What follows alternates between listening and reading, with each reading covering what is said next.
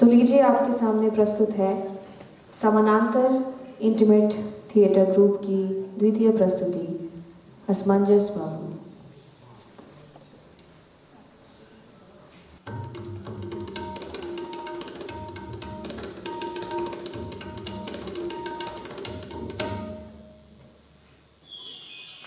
मैं कुत्ता नहीं बेच सकता। मैं कुत्ता नहीं बेच सकता।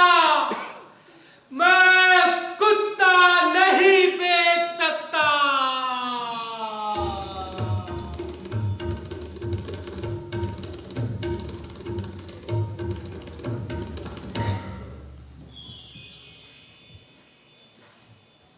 असमंजस बाबू, असमंजस बाबू नाम है मेरा। थोड़ा अजीब सा है ना। इसे आप ऐसा भी कह सकते हैं कि लीग से हटकर है। वैसे आपने ध्यान नहीं दिया होगा, या शायद ध्यान दिया ही हो, कि समाज में नोटिस उसी चीज की ली जाती है जो लीग से हटकर होती है। वही काम करने में आनंद आता है जो लीग से हटकर होता है।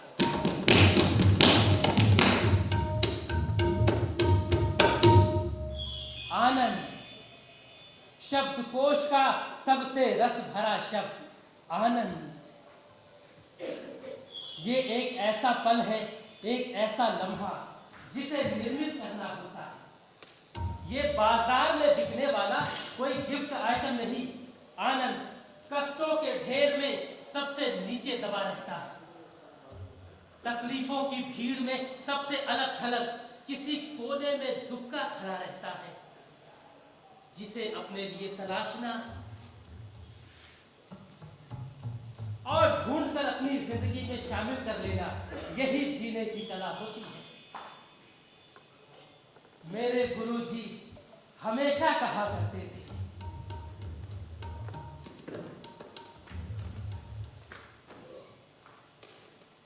देखो बच्चा, जिंदगी में बहुत बड़ा आनंद जैसी कोई चीज नहीं होती। आनंद के तो छोटे छोटे अवसर होते हैं, नन्हे मुन्हे फल।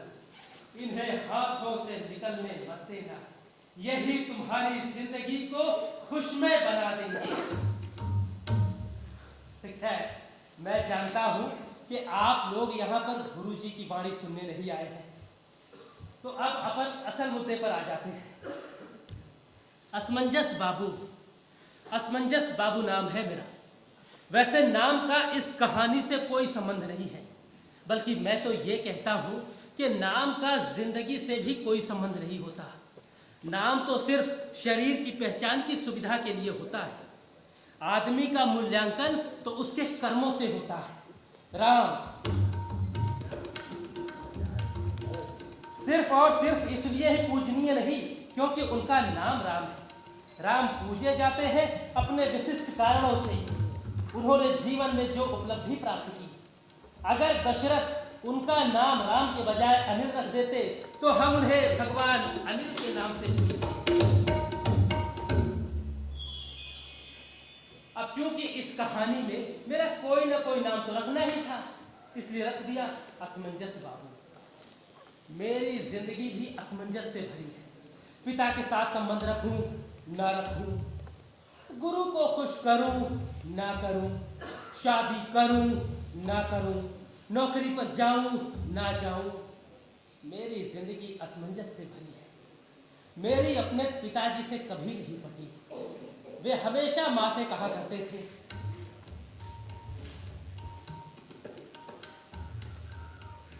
अरे समझा दे अपने लड़के को कि इस घर में रहना है तो मेरे तरीके से रहना होगा। ये बात बात पर इनकार करना, तकरार करना, ये बदतमीजी मैं बर्दाश्त नहीं कर सकता।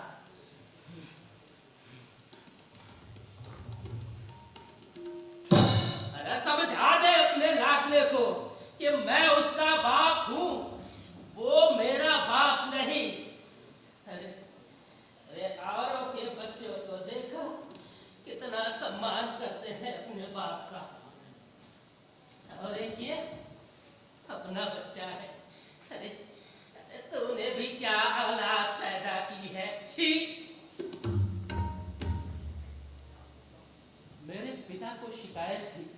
कि मैं उनका सम्मान नहीं करता। और मेरा अपने आप से ये प्रश्न था कि क्या कोई सिर्फ इसलिए ही सम्मान का हकदार हो जाता है क्योंकि वो बाप है, उसने एक बच्चा पैदा किया है। ओए होए होए होए होए होए होए होए होए होए होए, लल्ला लल्ला लोरी, दूध की कटोरी, दूध में बताशा, मुन्ना करे तमाशा। ओए होए होए होए होए होए। क्या बच्चे पैदा करना बहुत बड़ी उपलब्धि है? क्या कुछ गिने चुने दुर्लभ व्यक्ति ही ये काम कर सकते हैं? क्या इसके लिए किसी विशेष योग्यता की जरूरत होती है? क्या बच्चा पैदा करने के लिए बहुत बड़ा त्याग, तपस्या और तालीम की जरूरत होती है? नहीं, बिल्कुल नहीं। अरे ये तो एक विचारहीन क्रिया का परिणाम है। बच्चे तो कीड़े मकोड़े, पशु पक्षी सभी पैदा करते हैं। सम्मान की वजह सिर्फ पैदा करना नहीं होता है। अरे सम्मान तो पैदा होने वाले की परवरिश के कारण होता है, लेकिन नहीं, हमने पैदा किया है इसलिए हमारा सम्मान करना पड़ेगा। इसीलिए मेरे पिता से कभी नहीं झुके। वो एक आज्ञाकारी पुत्र चाहते थे और मैं एक जिम्मेदार बाप। हम दोनों की चाहत पूरी ना हो सकी।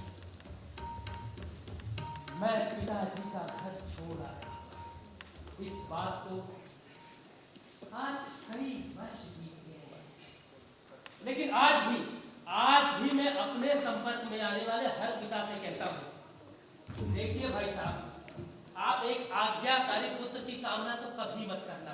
मूर्ख है वो आदमी जो ये इच्छा रखता है कि उसका पुत्र आज्ञाकारी हो। पुत्र का आज्ञाकारी होना कोई खुशी की वजह नहीं बल्कि चिंता का कारण होना चाहिए।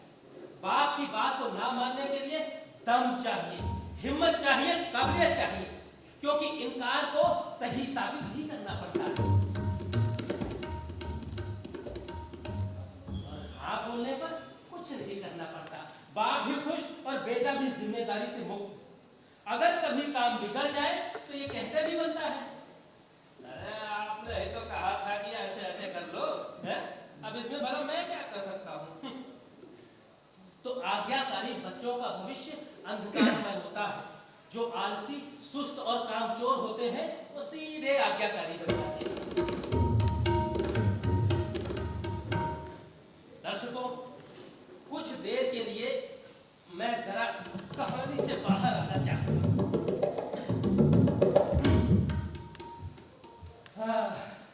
तो ये कहानी जिसका नाम असमंजस बाबू की आत्मकथा है, ये पूरी तरह से मेरी कहानी है। मेरे सिवा किसी की कहानी नहीं है। हाँ, इसे मैं आपकी कहानी कह सकता था, लेकिन इससे एक दिक्कत आ जाती। एक तो आप लोग बात बात पर एतराज करने लगते और हो सकता है कि शायद गुस्से में आकर आस्तीन भी चढ़ा लेते। तो इसलिए मैं ये घोषणा करता हूँ कि पूर्णतया मेरी कहानी है। यदि इस कहानी की घटना या पात्र किसी की जिंदगी से मेल खाते हैं तो ये महज एक संयोग होगा, इसे अन्यथा ना लें। चलिए, औपचारिक घोषणा भी हो गई तो अब कोई टेंशन नहीं है। तो मैं वापस कहानी के अंदर आ जाता हूँ।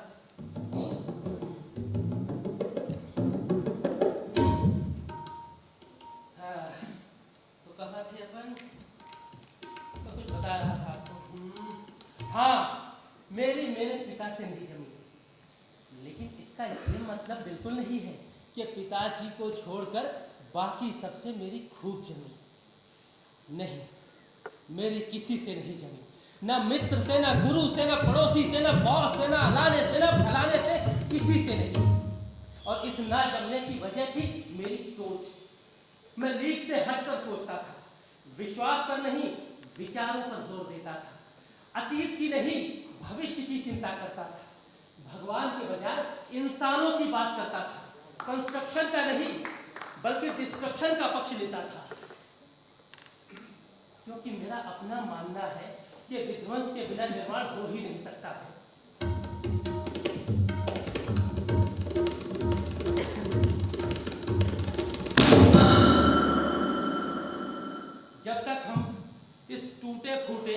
सड़े गले को नष्ट नहीं कर देते, नए निर्माण का तो प्रश्न ही नहीं बनता है। समाज मेरी सोच को समझ नहीं पाया, और जब समाज किसी की बात को समझ नहीं पाता तो उसकी विकलांग बुद्धि, अपाहिज अक्ल एक ही ऐलान करती है, अरे ये तो पगला आ गया है, बहकी बहकी बातें करता है, मेंटली डिस्टर्ब हो गया है। अपनी बेवकूफी छुपाने के मामले में समाज बहुत अक्लमंद है। धीरे धीरे लोग मुझसे कटने लगे, बचने लगे। जिन्हें मैं अपना समझ कुछ समझाने की कोशिश करता, वे मुझे सनकी कहकर मेरी खिल्ली उड़ाने लगे। लोग कहते कि मैं बेवजह झगड़े में बोलने लेता हूं। अब मेरी अपने पड़ोसी बन्ने खां से जो दो आदमी थे, हाँ बन्ने खां, जी हाँ वही मेरा पड़ोसी, काम धाम कुछ नहीं करता, बस दिन भर बीड़ी पीता है, रात भर खांसता है, ना कुछ खाने को है ना कुछ पहनने को। तो ऐसे बन्ने खां एक दिन सुबह सुबह मेरे को दावत देने आ गए, अपने 5वें बच्चे की छठी का निमंत्रण।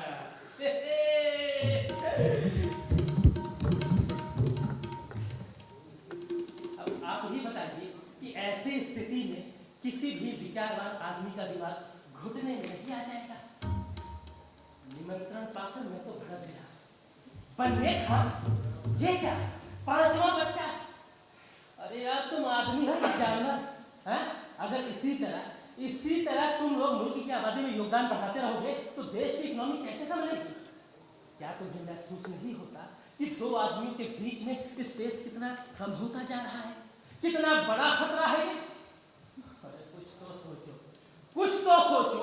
यदि अनाज से ज्यादा खाने वाले, नौकरी से ज्यादा उम्मीदवार और जमीन की नाप से ज्यादा उसमें बसने वाले पैदा हो जाएंगे तो क्या होगा? मैं बताता हूं क्या होगा। किसी दुश्मन मुल्क को हमारे देश पर बम गिराने की जरूरत नहीं होगी। हमारी आबादी का विस्फोट ही हमारी बर्बादी के लिए काफी होगा। सरकार चिल्लाए जा रही है परिवार नियोजन, और तुम हो कि परिवार विस्तार मिशन चलाए हुए हो। तुम जैसे लोगों पर तो देशद्रोह का मुकदमा कर देना चाहिए।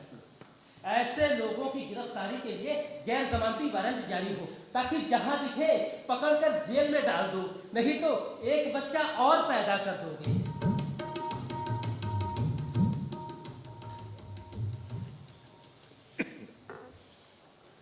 मेरी बातों का बन्ने खां पर तो कोई असर न हुआ, लेकिन मेरा एक नुकसान जरूर हो गया। फिर मुझे मोहल्ले में कभी छठी का निमंत्रण नहीं मिला। बच्चे लगातार पैदा होते रहे, छठी मनती रही, निमंत्रण बढ़ते रहे, महफिलें सजती रही, लेकिन उनमें कहीं भी असमंजस बाबू नजर नहीं आए। मेरी मोहल्ले वालों से जमी नहीं, जमती भी कैसे?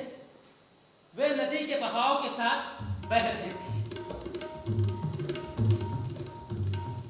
और मैं धारा के विपरीत तैर रहा था।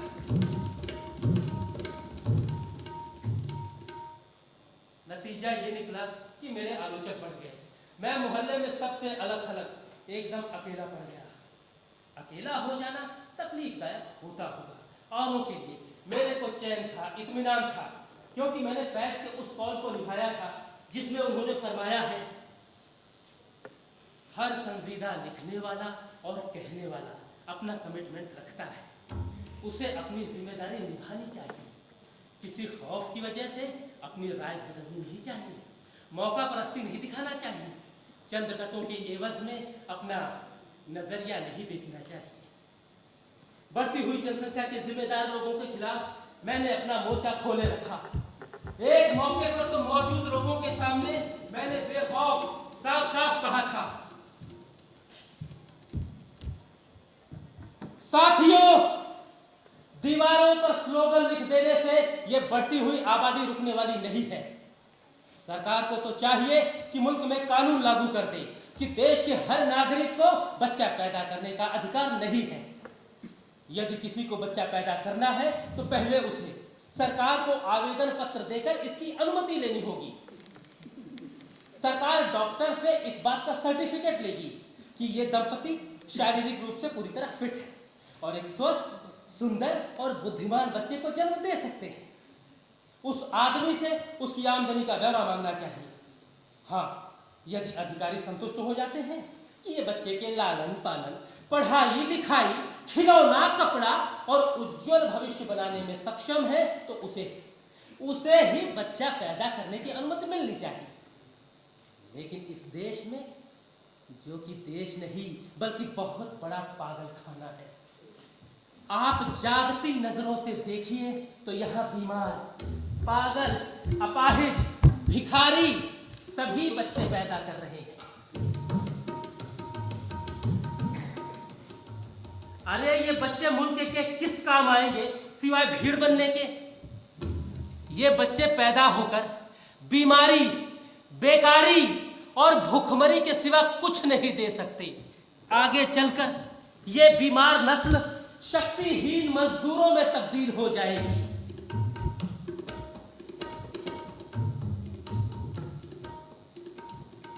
ओ देशवासियों, मैं हाथ जोड़कर आपसे विनती करता हूं कि हमने मलबा ढोने वाले मजदूर बहुत पैदा कर लिए, अब कुछ आइंस्टाइन भी तो पैदा कर ले।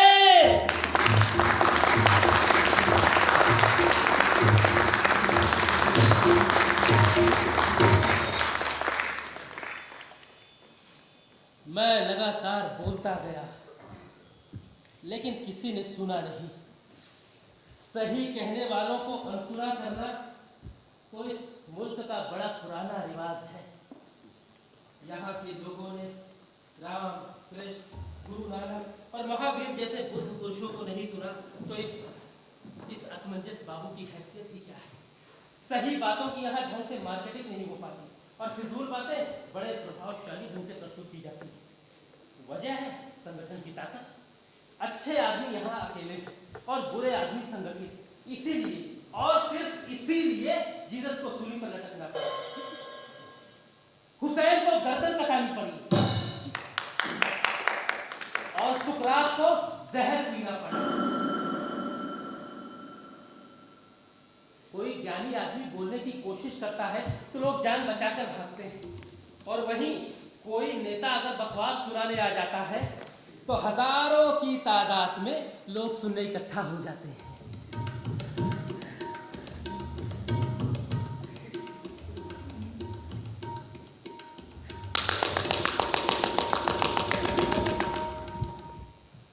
क्या बदतमीजी है ये?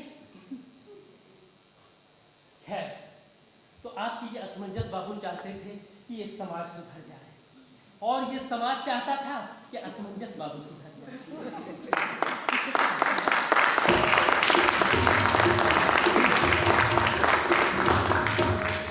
बड़े लंबे समय तक ये रस्ता कसी चलती रही।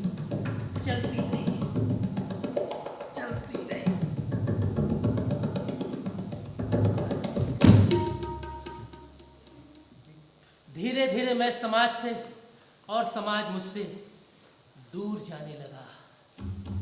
मुझे समाज का हर आदमी पागल नजर आने लगा, जो अनाप शनाप बके जा रहा था, उल्टे सीधे नियम बना रहा था, ऊल जलूल वक्तव्य दिए जा रहा था।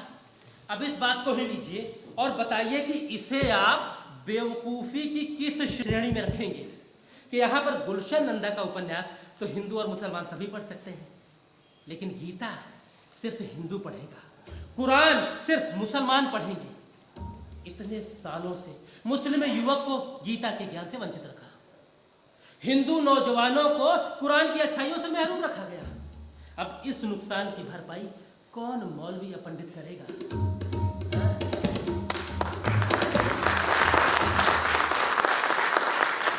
क्या इन पर क्षतिपूर्ति का मुकदमा नहीं चलना चाहिए?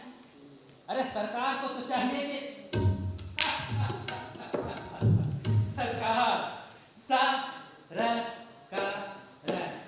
सरकार शब्दकोश का सबसे पाखंडी शब्द,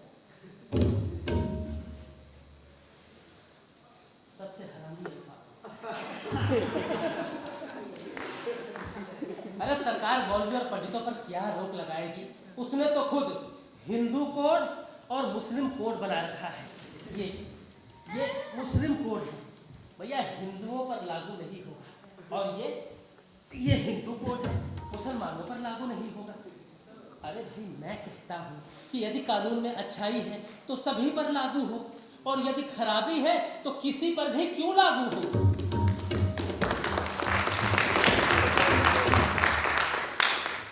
हिंदू और मुसलमान, लोग इसे धर्म कहते हैं, मैं कहता था ये मृत चट्टानें हैं।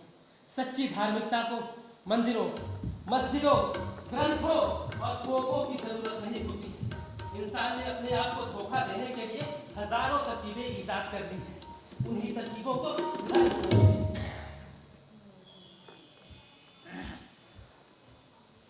अच्छा, मेरी मौलवी और पंडितों से कभी नहीं पटी। पंडित जी हमेशा मेरे से नाराज रहते थे, क्योंकि मैं खुलेआम कहता था, अरे बनाई होगी दुनिया ईश्वर ने, लेकिन इसे चला तो शैतान रहा है। अब ये तो अच्छा है कि ईश्वर को सिर्फ महसूस किया जा सकता है, यदि उसे देखा जा सकता तो कब की उसकी हत्या कर दी गई होती। और मौलवी साहब, या अल्लाह, मेरे को देखते ही लाहौल पढ़ने लगते थे। बात दरअसल ये थी कि जिन दिनों में मुस्लिम बस्ती में रहा करता था, खुदा की कसम मोहल्ले के लड़कों से बहुत परेशान था। जब देखो नारे तकबीर करते हुए रंगी तलवार लेकर दौड़ने लगते। एक दिन मैंने कलीमुद्दीन को रोककर पूछ लिया, अरे भाई, ऐसी कौन सी आफत आ गई है कि नंगी तलवार लिए भागी जा रहे हो? कलीमुद्दीन बोला, ये वक्त बहस करने का नहीं है, बल्कि जिहाद करने का है। इस्लाम खतरे में है, मुसीबत में है। मैंने कहा, क्यों भैया, ये तुम्हारा ऐसा कैसा मजहब है जो हर चौथे दिन मुसीबत में आ जाता है?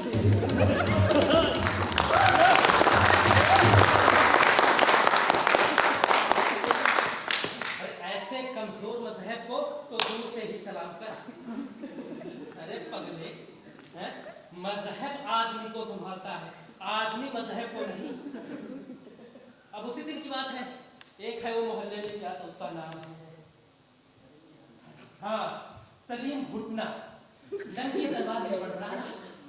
अरे साले को जिंदा नहीं छोड़ूंगा। अरे भाई, ऐसी कौन सी कयामत आ गई है, हाँ, कि बात एकदम से आर पार की आ गई है? आखिर किसे जिंदा नहीं छोड़ोगे? वो तलवार लहराकर कहने लगा, अरे उस हिंदू लौंडे की हिम्मत तो देखो, है? अब बशीर भाई की मुर्गी को कार से कुचल दिया है? उन्होंने समझ क्या रखा है, आज दिखा दूंगा कि हमने भी चूड़ियां नहीं पहन रखी है।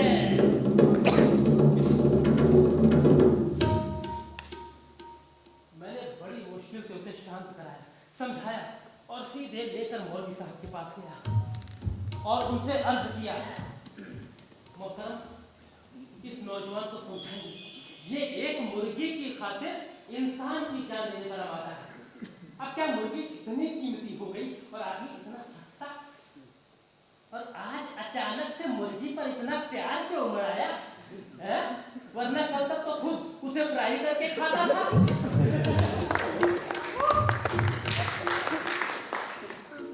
मौलवी साहब ने उसके सिर पर हाथ फेरते हुए कहा,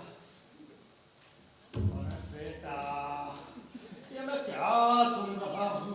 ना ना ना ना ना ना ना, ये बिल्कुल ठीक बात नहीं है भाई। मैं तो ये चाहता हूँ कि तुम एक सच्चे मुसलमान बनो, पक्के मुसलमान बनो। मौलवी साहब की बात सुनकर मैं तो कांप गया। मैंने कहा, अरे मौलवी साहब, ये आप क्या दुआ दे रहे हैं?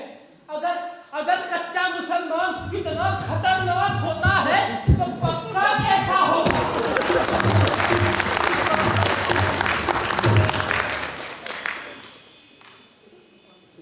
ये तो मौलवी साहब थे, तो मेरे को लाहौर पढ़ने लगते थे, लेकिन कम से कम मेरी तरफ देखते तो थे। लेकिन पंडित जी वो तो मेरी तरफ देखते ही नहीं थे, मुझे आता देख अपना रास्ता ही बदल देते थे। राम राम राम राम राम राम राम राम राम राम राम राम राम।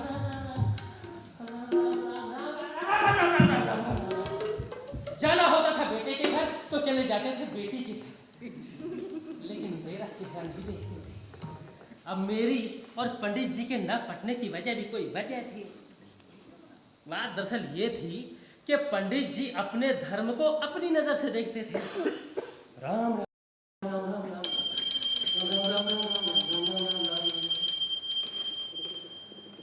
यहाँ तक तो ठीक था। समाज को तकलीफ ये पैदा हो गई कि उनके इस धर्म को मैं अपनी नजर से देखने लगा था। अब मुझे किसी के हिंदू होने या मुसलमान होने पर कोई एतराज नहीं। मुझे एतराज है वेशभूषा पर, ड्रेस पर, यूनिफॉर्म पर। भाई आप अपने हिंदुत्व को, अपने इस्लाम को सड़कों पर क्यों प्रकट करते हैं? आपका हिंदुत्व तो आपके हृदय में होना चाहिए, आपका इस्लाम आपकी रूह में बसना चाहिए। लेकिन बाजार, दफ्तर और बागीचों में आपको सिर्फ एक नागरिक नजर आना चाहिए।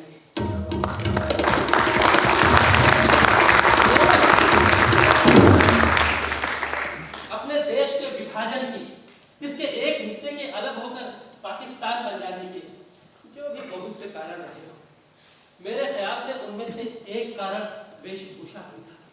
क्योंकि जिन्ना उतने मुसलमान नहीं दिखते थे जितना कि गांधी जी हिंदू नजर आते थे। आश्रम, भजन, धोती, ये सब कुछ देखकर उस दौर का मुसलमान डर गया और सोचने लगा कि ये आदमी देश की चिंता करने वाला नहीं बल्कि मजहब की चिंता करने वाला है। क्योंकि कहने को तो गांधी जी जिंदगी भर यही कहते रहे कि ईश्वर अल्लाह तेरो नाम सबको सन्मत दे भगवान। लेकिन जब बोली लगी तो सिर्फ हे राम बोली, अल्लाह को भूल गए।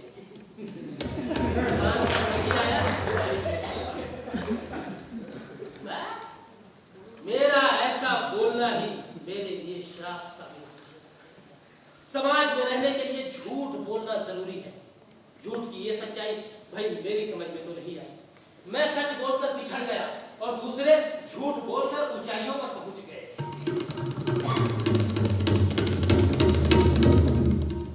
ये जमाना तो ऐसे हो गया था जैसे सोच की कंघी का फरकाता टूट गया, जैसे समझ के कुर्ते का एक चिथड़ा उड़ गया, जैसे आस्था की आंख में एक तिनका चुभ गया, जैसे विश्वास के कागज पर स्याही गिर गई, जैसे इश्क की जुबान पर एक छाला उठाया, जैसे इतिहास की अंगूठी से एक नीलम गिर गया।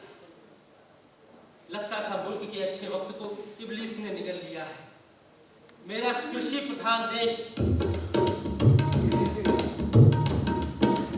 दंगा प्रधान देश हो गया है। मजहबी दंगे हर साल त्योहारों की तरह समय समय पर मनाए जाने लगे हैं। हर साल यहाँ दंगे होते हैं, एकता समिति गठित होती है, शांति की अपील की जाती है और फिर बड़े पैमाने पर गुंडों की गिरफ्तारी होती है। लेकिन दंगे बंद नहीं होते और इन गुंडों को पकड़ने से ये दंगे बंद होंगे भी नहीं। अगर इन दंगों पर रोक लगानी है तो इन गुंडों को नहीं, महात्माओं को पकड़ो, महात्माओं।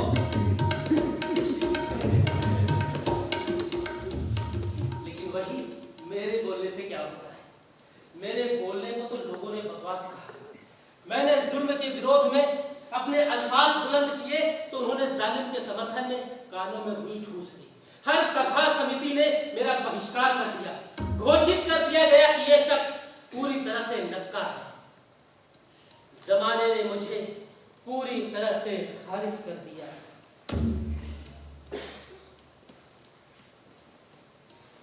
मैंने जिंदगी से इश्क किया था,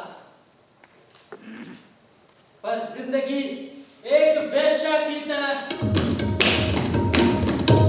मेरे इश्क पर हंसती रही और मैं उदास एक नामुराद आशिक सोचों में खुलता रहा।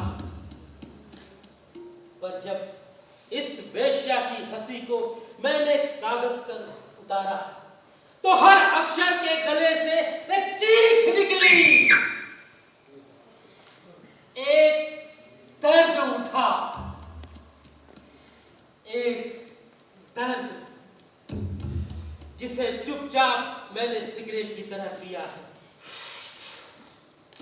सिर्फ कुछ नज़्में हैं जो सिगरेट से मैंने राख की तरह झाड़ी है। उपेक्षा के धक्के ने मुझे गुमनामी के अंधेरे में धकेल दिया था। बौनों के हाथ में शहर का निजाम था, ऊंचा कद लिए जाता तो जाता कहां मैं। जिंदगी के इस मुकाम पर अचानक महसूस हुआ कि यहाँ सुनने वाला कौन है जो मैं इतना कुछ बोलता हूँ। राम, कृष्ण, गुरु नानक जैसी हस्तियों ने कितना बोला, लेकिन लोगों ने उनकी नहीं सुनी और ये दुनिया लगातार बद से बदतर होती चली गई। तो फिर ऐसे देश में मेरा बोलना क्या मायने रखता है, जहां न राजाओं के कान थे न प्रजा की आवाज थी, जहां अस्पताल के दरवाजे पर हक, सच्चाई, ईमान और कद्र जाने कितने ही लफ्ज बीमार पड़े कहते हैं। यहाँ व्यंग मत बोलो, काटता है जूता तो क्या हुआ, पैर में ना सही सिर पर रख दो, पर व्यंग मत बोलो। अंधों का साथ हो जाए तो खुद भी आंखें बंद कर लो, जैसे सब टटोलते हैं राह तुम भी टटोलो, पर व्यंग मत बोलो। क्या रखा है कुरेदने में, हर एक का चक्रव्यूह भेदने में। सच्चाई के लिए मेरा छूटा पहिया ले लड़ने से बेहतर है कि जैसी दुनिया है उसके साथ खोलो, पर कहते हैं कि जब बुरा वक्त आता है तो सबसे पहले बुद्धि भ्रष्ट हो जाती है, मजबूत इरादे वाले भी बहक जाते हैं, विनाश का दरवाजा मृत आंखों की तरह खुला रहता है। तो आपके इस असमंजस बाबू का बुरा समय भी अपने पूरे शबाब पर था। मैं समाज की मुख्य धारा से कट गया था। ये तो ईश्वर की असीम कृपा थी कि अंतिम निर्णय के वक्त मेरा विवेक लौट आया, वरना मैं तो किसी को मुंह दिखाने के काबिल भी नहीं होता। आप जानते हैं, गहरे अंधकार में एक कुत्ते ने मुझे राह दिखाई। दर्शकों, यहां से असमंजस बाबू की कहानी में एक नया मोड़ आएगा, जिसे आप टर्निंग पॉइंट भी कह सकते हैं। अगर ये फिल्म होती तो यहां होता इंटरवल, और अगर ये टीवी धारावाहिक होता तो यहां होता एक छोटा सा कमर्शियल ब्रेक। क्या आप क्लोजअप करते हैं? आप क्लोजअप क्यों नहीं करते हैं? लेकिन ये नाटक है। फिल्म देखने और नाटक देखने में अंतर होता है। नाटक देखने के लिए आपके अंदर श्रद्धा होनी चाहिए और फिल्म देखने के लिए श्रद्धा की जरूरत नहीं। आपके पास अक्ल होनी चाहिए। और टीवी धारावाहिक देखने के लिए ना श्रद्धा की जरूरत है ना अक्ल की, बस आपके पास आंखें होनी चाहिए।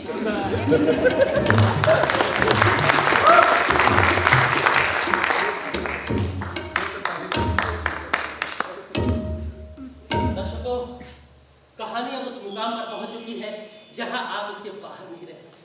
आपको उसके अंदर आना होगा, क्योंकि हर आदमी के अंदर एक असमंजस बाबू मौजूद है। देखिए, बात तभी बनेगी जब आप इससे भावनात्मक रूप से जुड़ेंगे, क्योंकि यहाँ जो बात आप तक पहुंच रही है वो मस्तिष्क से नहीं, हृदय से निकली है। हृदय से, ये हृदय की पीड़ा की गूंज। इसे देख तुम्हारे दिल के तार छू जाए, तुम भी बच उठो।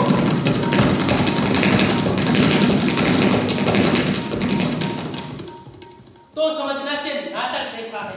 ये सिनेमा नहीं है, ये नाटक है। इसके एक एक दृश्य को पीना होता है, चुस्की चुस्की डूबना होता है, मदमस्त होना होता है, अपने आप।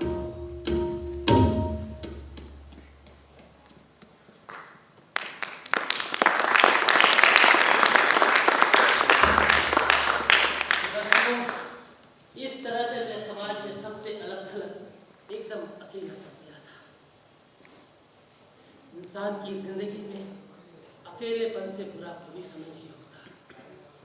ये अकेलापन, एकांत, ये चुप्पी, ना कोई बोलने वाला, ना कोई सुनने वाला। शायद यही वो समय होता है जहां पर इंसान या तो पागल हो जाता है या आत्महत्या कर लेता है। एक दिन मन में ख्याल आया कि कोई बच्चा गोद लेना चाहिए।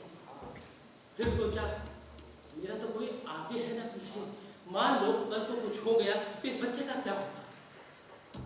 फिर इरादा हुआ कोई तोता, मैना, बत्तख या मुर्गी पाली जाए और उन्हीं की देखरेख में बाकी की जिंदगी खपा दी जाए। हाँ, ये आइडिया ठीक रहेगा। तो इसी कड़ी में मैंने एक कुत्ता पाला। यही कुत्ता आगे चलकर मेरा गुरु हुआ, मेरा आदर्श हुआ। उस कुत्ते की मौत पर जब मैं दहाड़ मार कर रोया था,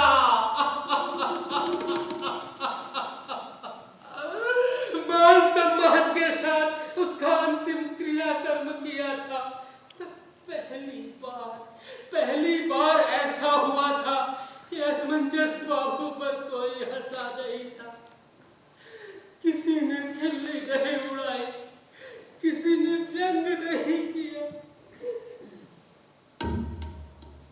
अब इस बात पर आया जाए कि वो कुत्ता मेरे पास आया कैसे।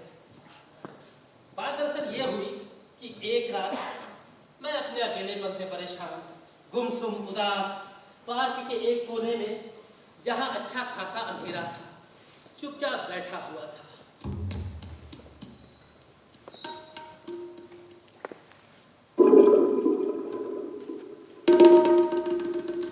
तभी वहां कुछ आहट हुई। मैंने देखा तो एक आकृति सी हिलती नजर आई। मैंने पूछा, कौन है वहां? मैं हूं बाबूजी, क्या चाहिए? ये कुत्ता खरीद लो बाबूजी। मैंने गौर से देखा तो ठंड में कांपता एक मरियल सा काला करूका लड़का वैसे ही एक कुत्ते के बच्चे को लिए खड़ा था। मैंने कहा, अरे नहीं, मुझे नहीं खरीदना है कुत्ता, लेकिन मुझे तो बेचना है। अब आप नहीं लोगे तो इतनी रात को मैं ये कुत्ता बेचने कहाँ जाऊंगा? आपको कुत्ता लेना पड़ेगा। अरे क्यों लेना पड़ेगा? हाँ, क्यों लेना पड़ेगा?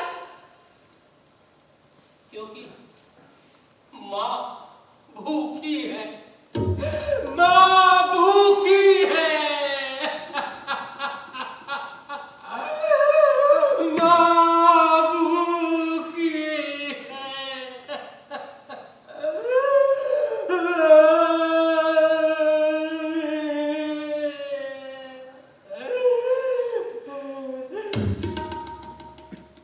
अचानक वो मरियम सा काला करूका लड़का मुझे सुंदर दिखने लगा, क्योंकि झपटता बाज हो या फल उठाए सांप, दो पैरों पर खड़ी पत्तियां खाती बकरी या डाल पर लटक फल उतरता तोता, या इन सब की जगह कोई आदमी जब भी भूख से लड़ने कोई खड़ा हो जाता है तो सुंदर दिखने लगता है।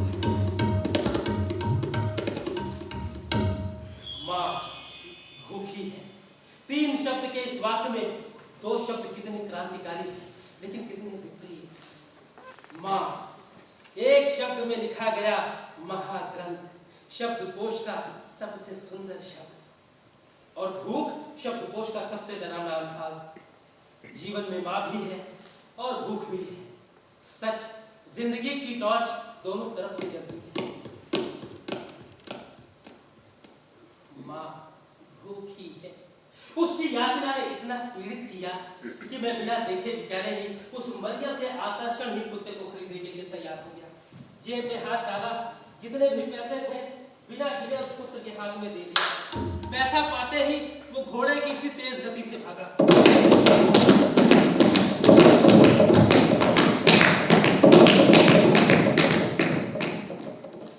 और देखते ही देखते आंखों से ओझल हो गया। मैं कुत्ते को लिए हुए घर आ गया।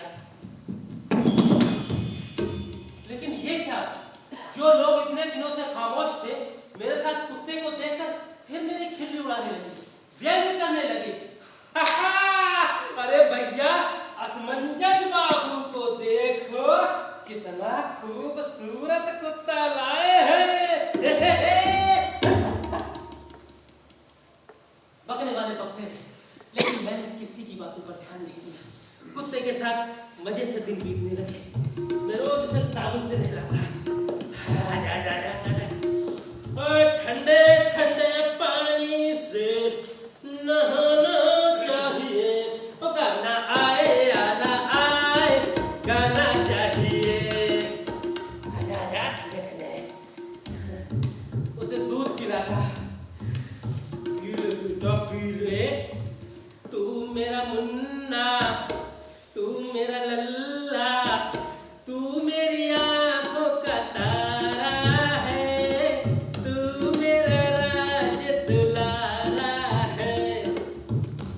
सुबह शाम उसे घुमाने ले जाता है। आजा आजा आजा आजा आजा, आए शाबाश, जियो मेरे शेर। धीरे धीरे मेरे को कुत्ते के साथ नहीं, बल्कि कुत्ते को भी मेरे साथ मजा आने लगा था। वो मेरे इशारे समझ जाता, मैं उसके इरादे समझ जाता। खूब जमती जब मिल बैठते दीवाने दो। एक दिन मन में ख्याल आया, ये कुत्ता जवान हो गया है, अब इसकी ता ता ता रा रा रा ता रा रा रा ता ता ता रा रा रा ता रा रा रा शादी कर देनी चाहिए। आप लोग तो जानते ही हैं समय कितना खराब चल रहा है। देखते नहीं, आए दिन अखबारों में कैसी कैसी खबरें सुनने में आती रहती हैं। शादी तो इसकी मैं कल कर दूं, लेकिन जब खुद मैंने शादी नहीं की तो इसे कैसे राजी करूं। हालांकि मैं शादी का विरोधी नहीं हूं, लेकिन मेरा मानना है कि जिससे हम प्रेम नहीं करते उससे शादी कैसे कर सकते हैं। शादी के लिए प्रेम बहुत जरूरी है। बिना प्रेम की शादी तो प्लास्टिक के फूल की तरह है, जिसमें रंग तो है लेकिन खुशबू नहीं। दुनिया में प्रेम से बड़ी कोई क्रांति नहीं है। जिसने जिंदगी में प्यार नहीं किया, समझो वो जिंदा तो रहा पर जिया नहीं। प्रेम वो शक्कर है जिससे जीवन नमकीन हो जाता है। प्रेम एक इंद्रधनुष है जिसमें राम से लेकर काम तक सभी रंग मौजूद हैं। कुछ लोगों ने कहा, मियां पहले शादी तो कर लो, अभी पीछे खुद ब खुद प्रेम हो जाएगा। बड़ी बेहुदा बात है। मैं कहता हूं कि पहले प्रेम करो और फिर शादी करना, और वो कहते हैं कि पहले शादी करो फिर प्रेम करना। अब ये तो वही बात हो गई कि मैं कहता हूं कि कपड़े पहन करके तब महफिल में जाओ, और वो कहते हैं कि महफिल में जाकर के कपड़े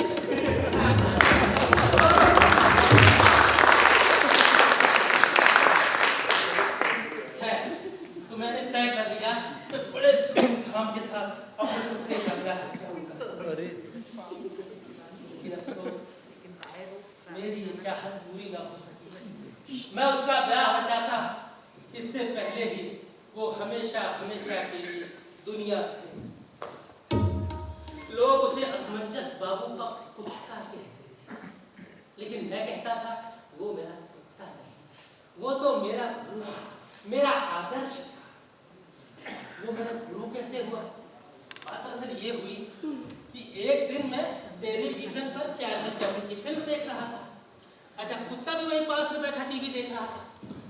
अचानक चार्ली चैपलिन की स्टाइल देखो, कुत्ता, जी हाँ आप विश्वास करिए, वो जो कि एक कुत्ता था खिलखिलाकर हंस पड़ा, हंसते हंसते लोटपोट हो गया।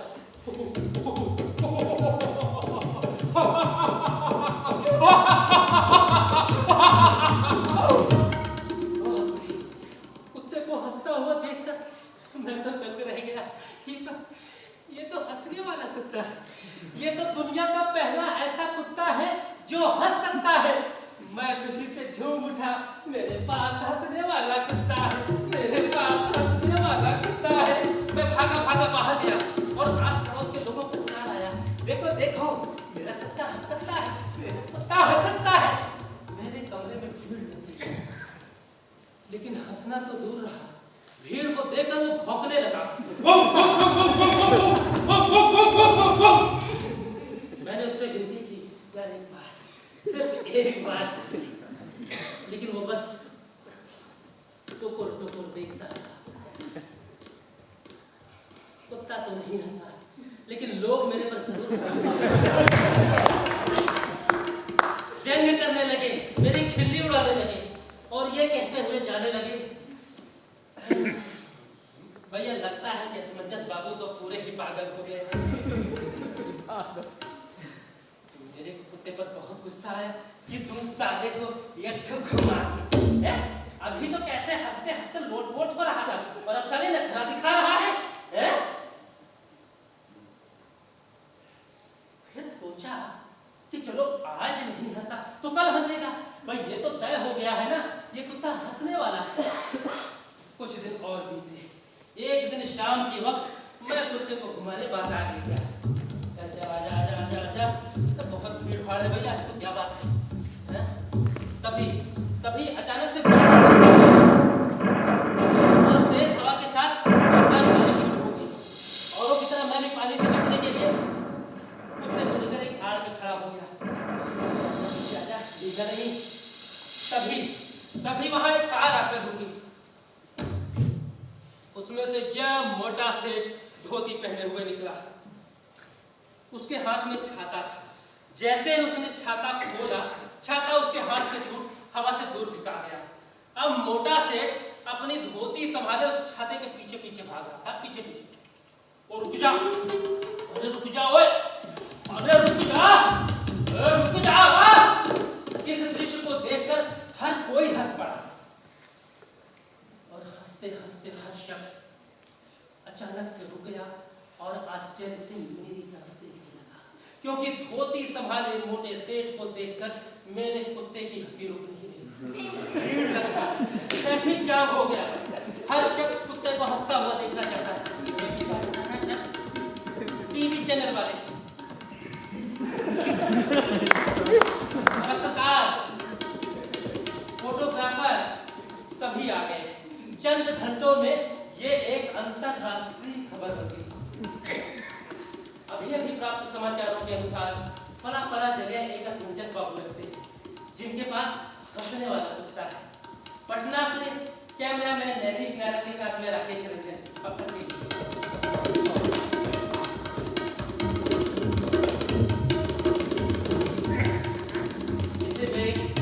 के मामूली सा कुत्ता समझता था, उसने मुझे अंतरराष्ट्रीय पहचान दी। मैं उसे और भी प्यार करने लगा। मेरा स्नेह इस हद तक बढ़ा कि जब मैं उसे घुमाने ले जाता तो लोग कहते, अरे किराना भाई समझ गए क्या असमंजस बाबू बेटे को घुमाने ले जा रहे हो? ठीक है कीप इट अप। और जब वो किसी को देखकर घुरा देता तो वो क्यों बे साले, बाप के साथ है तो ताव दिखा रहा है। सब कुछ बहुत अच्छा चल रहा था कि अचानक एक दिन बहुत कुछ बुरा हो गया। अच्छे दिनों के घेरे में ना जाने कहां से चुपके से दबे पांव एक बुरा दिन भी घुस आया और मुझे पता ही नहीं चला। कहते हैं ना कि जब बुरा वक्त आता है तो सबसे पहले बुद्धि भ्रष्ट होती है। तो हो गई उस दिन मेरी बुद्धि भ्रष्ट। जो जिंदगी का सबसे मनहूस दिन था वही सबसे शुभ दिन लगने लगा। सुबह एक पुराने परिचित एक विदेशी मेहमान को लेकर घर आ गया और परिचय कराकर कहने लगे, अरे असमंजस बाबू, ये अमेरिका के बहुत बड़े रईस हैं, अरबों खरबों रुपया है इनके पास। इनका सपना है कि दुनिया की हर विचित्र चीज इनके बंगले में हो। अब जब से इन्होंने आपके उस कुत्ते के बारे में सुना है, उसे पाने के लिए मचल पड़े हैं। आइए इधर आइए, सुनिए तो। अरे असमंजस बाबू, इस विदेशी बाबू से उस कुत्ते के 15-20 लाख रुपए आराम से मिल सकते हैं। अब जरा सोचो असमंजस बाबू, सोचो 15-20 लाख रुपया किसे कहते हैं? बुढ़ापा आराम से कट जाएगा। हाँ, उस परमात्मा की कसम खाकर कहता हूँ, वो मेरी जिंदगी का पहला दिन था जिस दिन मैंने औरों की नहीं, सिर्फ अपनी और अपने भविष्य की चिंता की थी। आज भी वो दिन याद करता हूँ तो मेरा सिर शर्म से झुक जाता है। अपनी उस नीच हरकत पर न जाने कब तक पछताना पड़ेगा। 20 लाख रुपया सुनकर मेरा माथा फिर गया और मैं कुत्ता बेचने के लिए तैयार हो गया। लेकिन फिर एक दिक्कत आ गई। खरीदार कुत्ते को हंसता हुआ देखना चाहता था और उसे हंसाना मेरी जिम्मेदारी थी। मैंने उसे हंसाने की बहुत कोशिश की, आड़ा तिरछा मुंह बनाया, ऊट-पटांग करने की, हंसते हंसते हंसते हंसते हंसते हंसते हंसते हंसते कुत्ते के सामने बंदर बना, गाधा बना, घोड़ा बना, लेकिन कुत्ता नहीं हंसा। मैं गुस्से में बेकाबू हो गया और घूर कर देखा तो उसकी आंखों में एक अदालत थी, एक काली चमक, जैसे कोई वकील उसके भीतर गिरह कर रहा हो, जिसे सिर्फ सवालों का अनुमान ही नहीं बल्कि उसके जवाब भी मालूम हो। मैंने उससे विनती की, मेरे बाप एक बार, सिर्फ एक बार हंस दे, लेकिन कुत्ता नहीं हंसा। तुम नहीं हंसा तो क्या सौदा कैंसिल हो जाएगा? रुपया नहीं मिलेगा? लेकिन नहीं, ऐसा नहीं हुआ। खरीदार बिना आजमाए ही कुत्ता खरीदने के लिए तैयार हो गया। उसका कहना था, ओ ठीक है, अगर आज इसका हंसने का मन नहीं है तो कोई बात नहीं, हम इसे खरीदने के लिए तैयार हैं। ये रहा आपका चेक, असमंजस बाबू, 20 लाख।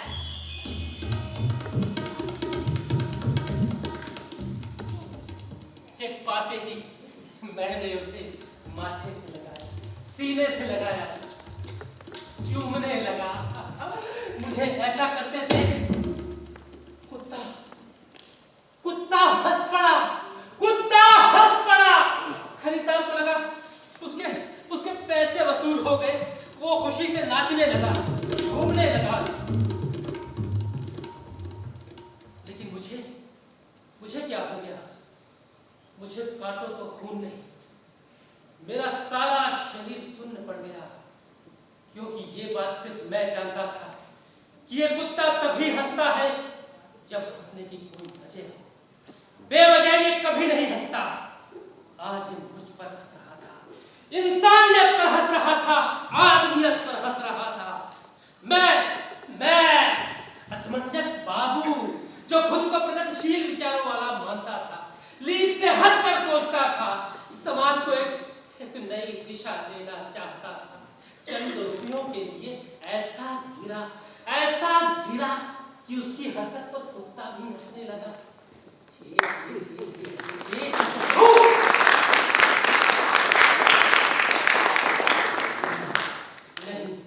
नहीं, चंद रुपयों की खातिर मैं समूची मानवता को इतना कलंकित नहीं कर सकता कि इंसानियत और मानवता पर कुत्ते भी हंसने लगे।